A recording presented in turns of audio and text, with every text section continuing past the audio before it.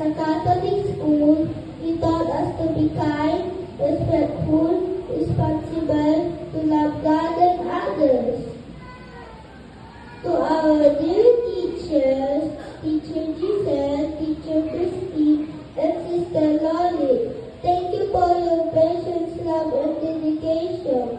You taught us how to read, write, and count, and most importantly, how to be good children.